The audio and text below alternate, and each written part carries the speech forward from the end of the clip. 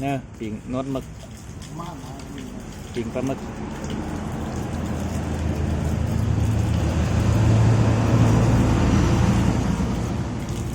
ตัวใหญ่ขนาด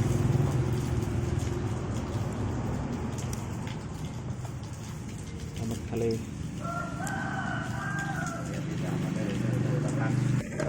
เอาสีแก๊สมาห้อยใส่หมด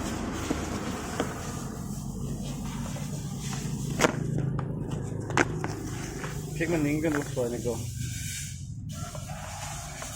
นี่ซอยนี้สะกันนี่กันเส้นเหนียวการบุกันกับมันบุติดนะติด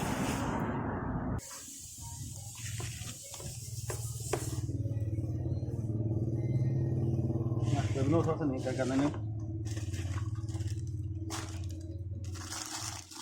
ย่างหมึก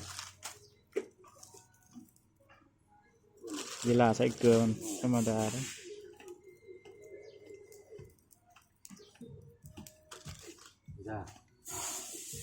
มือปิ่งแก๊ส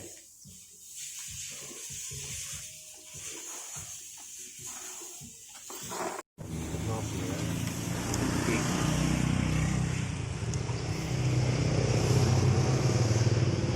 นวดหมึกปีกหมึกอย่างบุลุกแล้วลุกกำลังปีกหมึกเบิร์นมึงมันไปวัดอันก็หน่อยผ่านเขานั่นแหละกำลังกดกันนี่เลยกูนี่แหละแต่พวกมันตลอดก็สูงมันแหละนี่นึงเริ่มซอยมาเลยมาเป็นมีกูปีกแล้วเนี่ยสองตับสุดท้ายแล้วกองกูน่ะ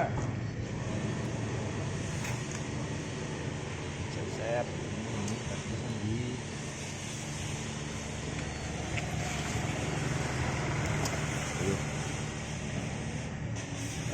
น่ากินมากเลย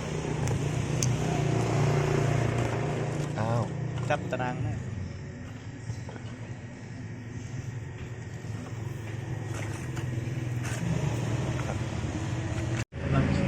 บางทีท้ายคุณเลยเดี๋ยวแม่สายแม่เนาะเอาจิ้มน้ำจิ้มก่อนได้น้ำจิ้มมึงน้ำจิ้มซีฟู้ด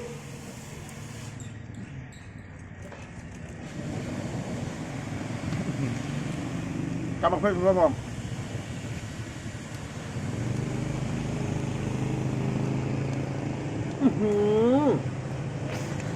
กินปลาหมึกก็อร่อยเหมือนกันนะเนี่ย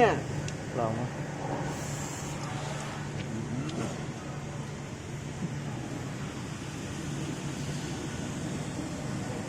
ชอบจะปีกซุปเลย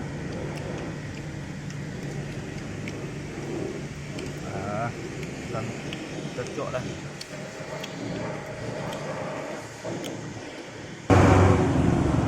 ปีกอีก2ตอนมาพริกได้ไหมแต่ว่าซอสมะเขือใช้ได้ไหมซอสผักใส่เจียวใส่วาซาบิ